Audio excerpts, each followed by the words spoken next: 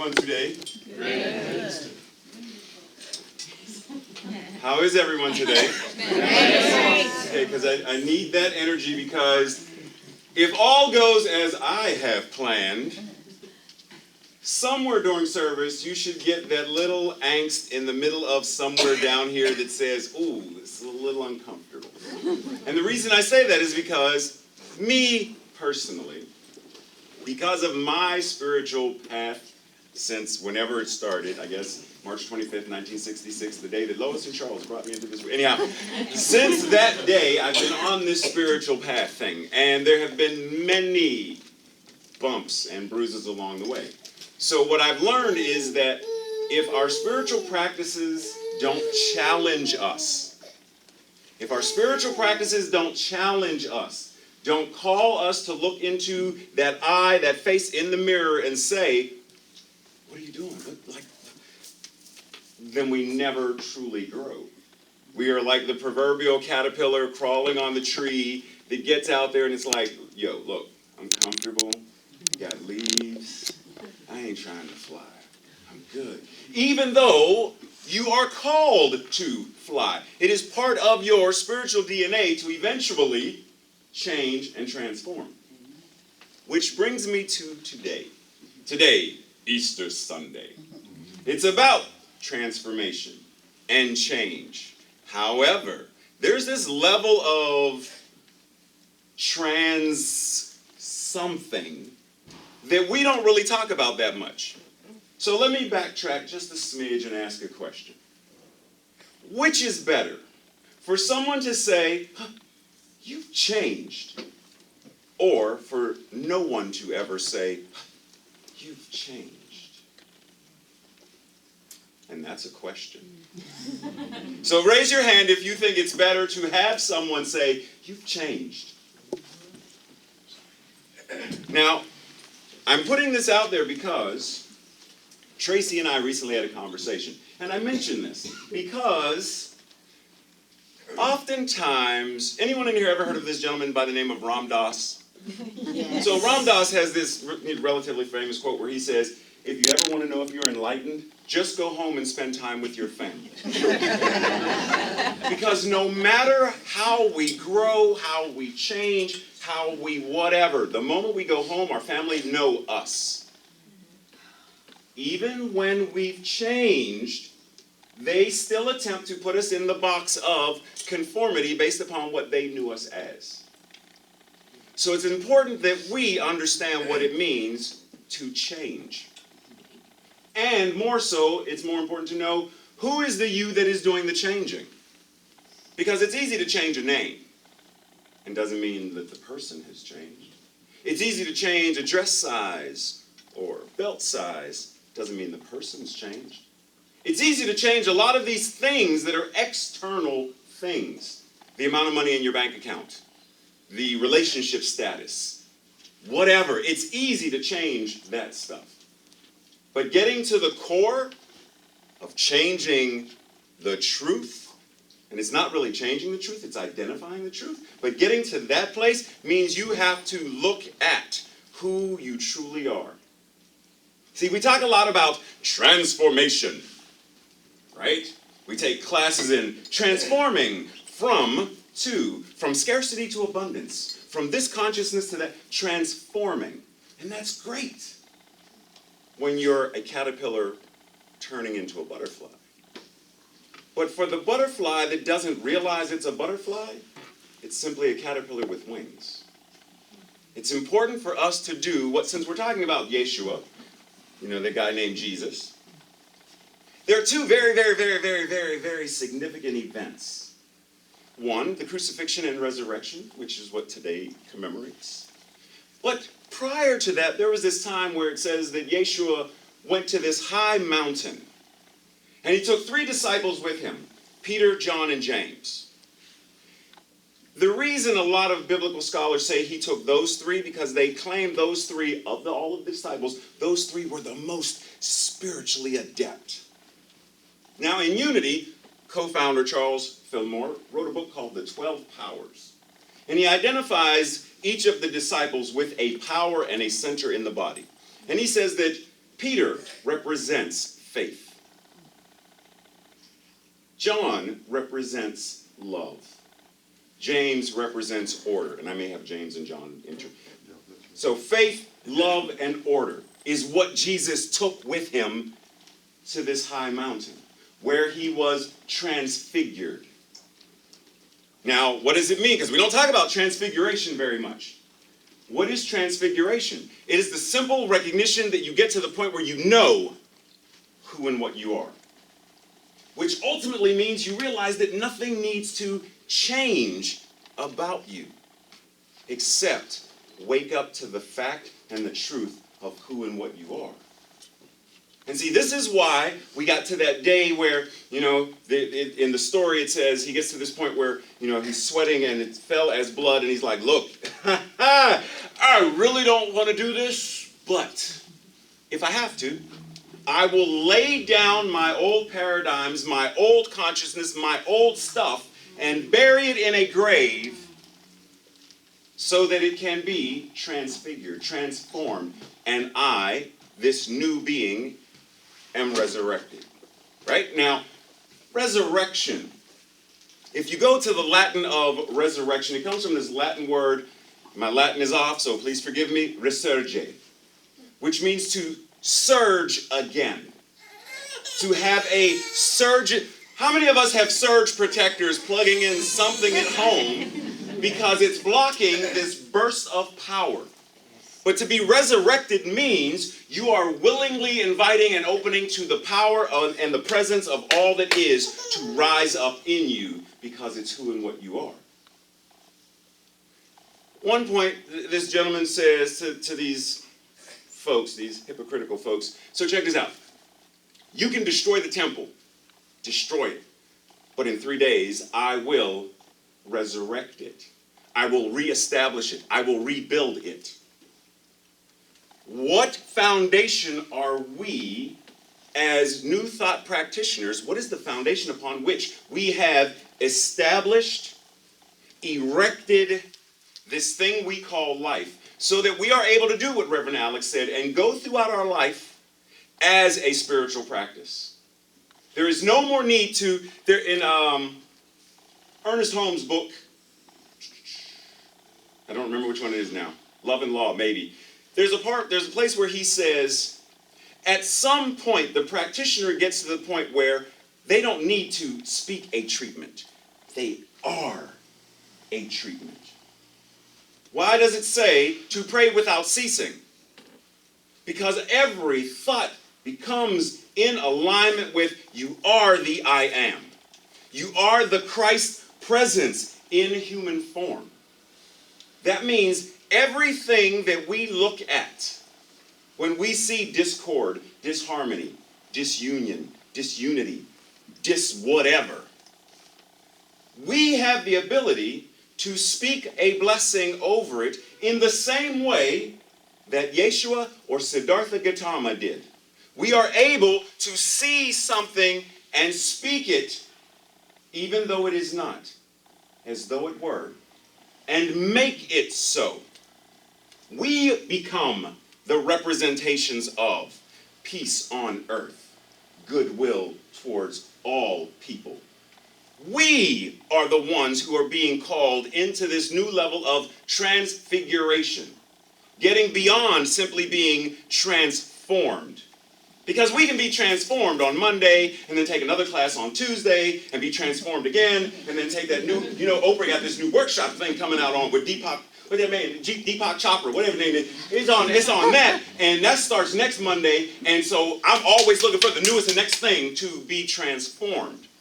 But the moment we allow ourselves to be transfigured, nothing else needs to be transformed.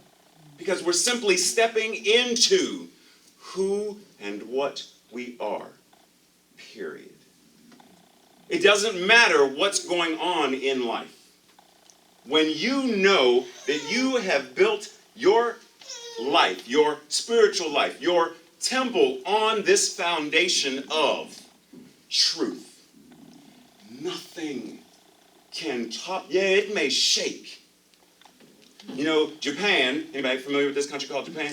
Okay, I'm just making sure because some people, where's the, Japan has this thing called earthquake. Anybody familiar with that word? Earthquake. And they have them relatively often. Often enough that architects began designing and building structures that are earthquake-proof. Because they said, we know that this thing called life is going to shake. And we are going to build something that when it shakes, it will not fall. Are we doing that?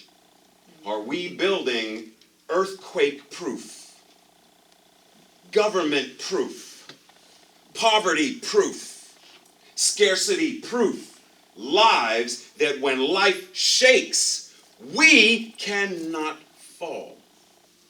And if, because sometimes it happens, Lisa, sometimes it happens, sometimes it happens, sometimes we fall.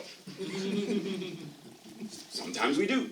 And what we tend to do, once you get to a certain level of spirituality, we feel that we are not supposed to fall. You know, we start walking around like the emperor in the new clothes. Yes, you like my garment? What? Yes, that's a very beautiful, I didn't see anything. We walk around as faking the funk like everything's golden. I'm King Midas, bam, and it's not. We have to be authentic and transparent, which means if you fall, do what Les Brown said. Fall on your back, because if you can look up, you can get up. And don't let a breakdown break you down, but let it break through. If you're going to fall, then fall and hit the ground hard and hit it running so that you can roll out of it and stand back up and brush yourself off and say, that was cool. It hurt, but I'm ready to go at it again.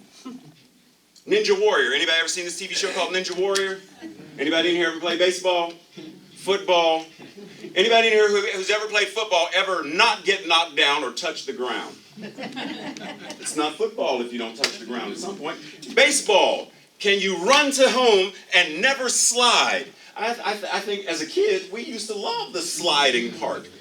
Bruises and all. What if we looked at life that way? That when life has us slide, get up, dust off, wash the uniform, put some whatever on it, and go play again. We never let life knock us out of baseball. No matter how many times, there are people who, football, and like, this is how they're walking now. And they still want to go out and play football. They do not want to give it up because they love the game that much. But see, what we tend to do is we want to step back, go somewhere in the stands. How's it going? We really don't want to engage life because, life is painful. Life hurts. Yes, it does. But it doesn't have to hurt the way it hurts us today. Some of you have already heard this before, so I'm repeating this for the sake of those who haven't heard it before. I'm 51 years old, right? 51 years young, whatever. I've been on this planet in this form for 51 years, based on how we count. In this time, I have been to an average of 5 funerals, wakes, every year of my life. So between 10 and 15, I had been to at least 400. From family members taking, I've more death than I could ever want to count. Ever. And my brother Leslie, third oldest brother, made his transition last year, right? And I was asked to do the eulogy and stuff at the funeral, and I said no. Because they wouldn't have been able to receive what I would have said. One of the things being, I know that isn't my brother. See, people, we comfort one another when someone dies and we say, I'm sorry for your loss. And I understand that. It's coming from our human selves, though. Because nothing in spirit can be lost. Death, as a spiritual being, as the I am that we are, as Christ consciousness, death, where is thy sting? There is none. But we have to get to the place where we are comfortable standing in this truth that says, Even when, if, and when I let go of this, that which I am cannot cease to exist. In the Science of Mind magazines over there, if you flip through in the beginning, there's this section called We Believe, What We Believe. And it talks about what we believe as Science of Mind practitioners and religious science folks and stuff. And let's go to number 11. The very last one says, we believe, lost my place. I was going to go to 7 for a second. I'm going to go to 3 first. We believe, don't laugh at me, man. We believe in the continuity, the immortality, and the eternality of life that is ever and ever expanding. Immortal, eternal, forever and ever expanding. Forever. We believe in our own soul, our own spirit, and our own destiny. Number 11. We believe in our own soul, our own spirit, and our own destiny, for we understand that the life of all is God. The life of all is God. Can God get lost? Now, there are times we get frustrated and we're like, God, I wish you would just get lost. Leave me alone. Quit trying to wake me up. But ultimately, God cannot be lost. Your truest essence cannot be lost. So yes, when I speak things to folks just like hope, I don't refer to hope. I don't tell people, I hope you feel better. Because no one wants to listen to that. She just told me her boss just fired her. And I say, oh, I hope you get a new job. What is the energy of that? I hope. But I'm not really sure if you're going to. But I hope you do. I hope you do. So I turned hope into an acronym, holding only positive expectation. That's what my intent is. So my intent when I say, because I may say it, because I know that if I say that to her, she's going to be like, what? What? Because she may be in that knocked down, dragged out place. And if I say, I know that there is a right and perfect job, career, and livelihood for you. I know it. She may not be ready and able to receive that in that moment. So I say, it's all good. I'm holding hope for you. You're going to get a job. Holding only positive, life-affirming, life-expanding expectations and awareness. But there are going to be times where we're going to say things for linguistic purposes because everybody's not going to know the new us. Everybody's not going to like the new, more evolved, transfigured us.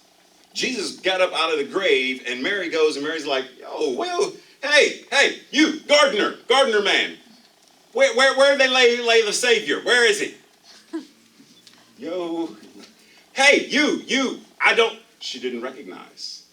And many of the other disciples at various times didn't recognize. You've been with this man in this ministry for years.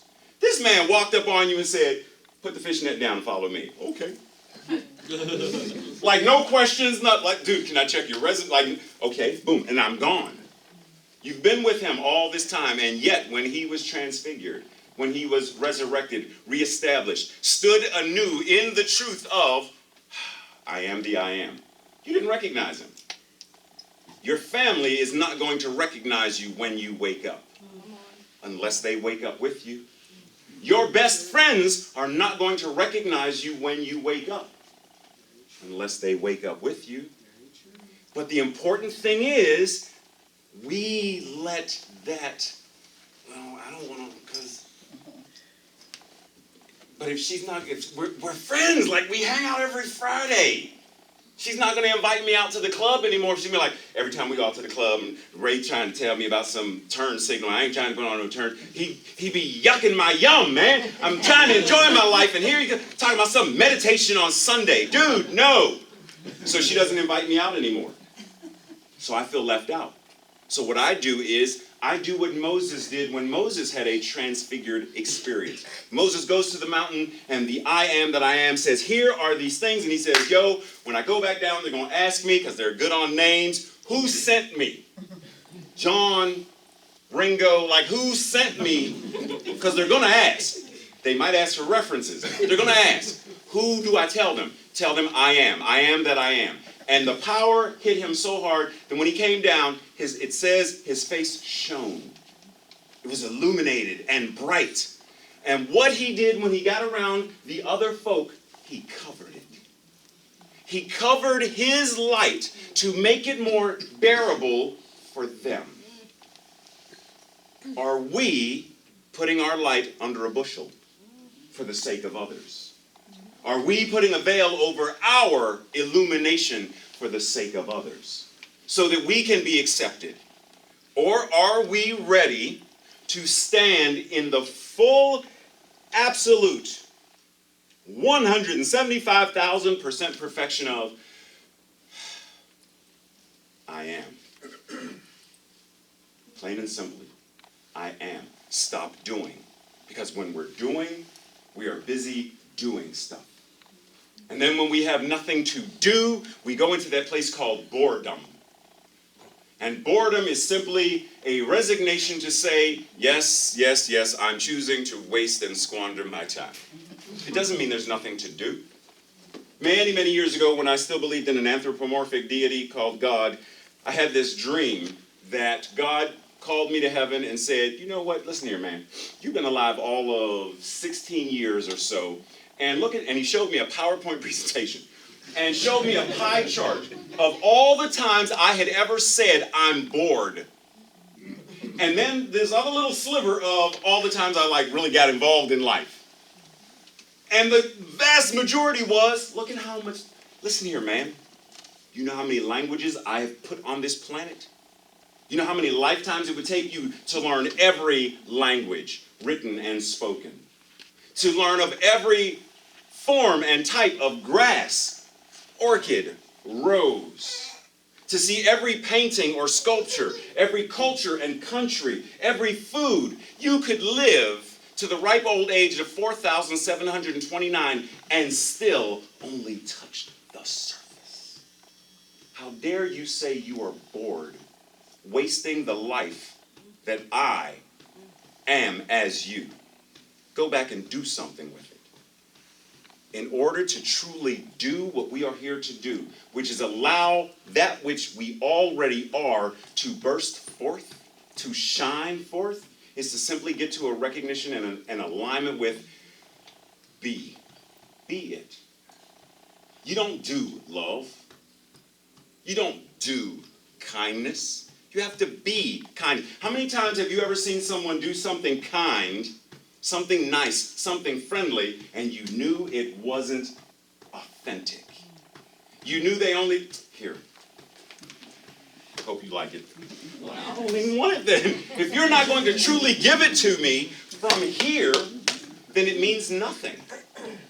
So if we are not going to truly be kindness in action, love in action, joy and bliss in action, if we're not going to, then what are we doing?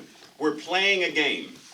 We are playing at being human, but not truly being humane.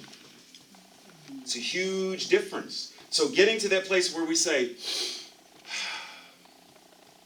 I am love in human form. And as such, every interaction I have with any human, any animal, any plant, rock, tree, car, metro, it's love responding accordingly. I'm going to be kindness from the top of my head to the soles of my feet, so that it doesn't matter that this woman in front of me is paying in pennies and 7,000 coupons. I don't care. Because I, as kindness, have no choice but to be kind. But we are the ones who determine this. And no, it is not necessarily, it is a simple thing, but it doesn't mean it's an easy thing. Because we are going to be challenged. This thing we call flesh can be very, very tricky and deceptive. Wake up one morning with a pain in your back and try to identify and say, but the body is not real. Ow! Okay, but it feels real right now. Go to the doctor and have the doctor give you a diagnosis of X, Y, and Z, and step out and say, I understand, but the body is not real. No. We are called to understand that we are both material and substance together. We are both human and divine together. We are the I am Raymont Anderson and the I am that I am together. And until we get to that place, we're going to always be walking more in the world and of it. Let's treat.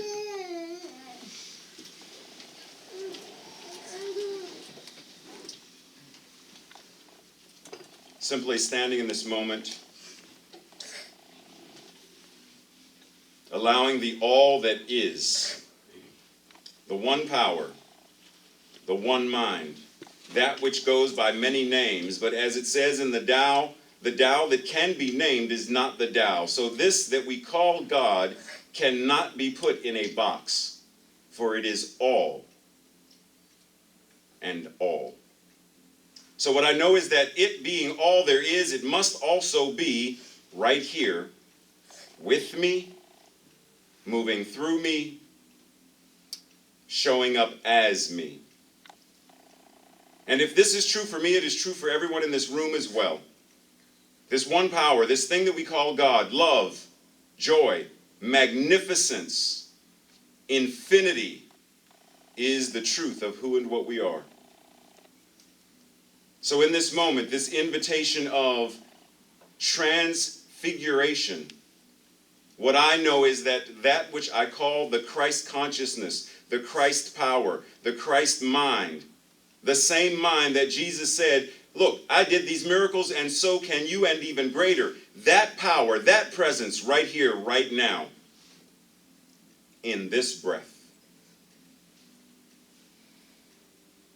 So what I know is that anything that shows up contrary to this truth is but an illusion. And that I have the opportunity to turn my attention away from it, to raise my attention, to raise my vision to that which I know is the true source of all that is. So when I see discord, I will speak a word of harmony and peace, knowing that my word makes it so. If I see countries in turmoil and at war, then I will speak a word knowing that my words are powerful enough to restore that which is true, harmony and peace. To reestablish and resurrect that which is true, that is life affirming. So in this breath, I rest. In this breath, I know that I am whole, perfect, and complete. And what is true of me is true for everyone in this room as well. That love is overflowing. Peace is overflowing. Joy and power and prosperity is overflowing to the degree that we allow it to be. So I, in this moment, fully avail myself to the full magnificence and power of all that I can possibly contain in this moment, forever, in this breath. So in gratitude, I release this word, knowing that these are not the words of Raymont Anderson, but are the words of the I Am, speaking about itself, speaking unto itself, placing these words back into the law of itself, and knowing that they are there, I know it is already assured, because it is already in the mind of God. From the mind to the mind, one mind. Released, I know it is done. Released, I see it happening. Released, in gratitude, I receive the bounty. Released, I say it is done, and so it is. And so it is.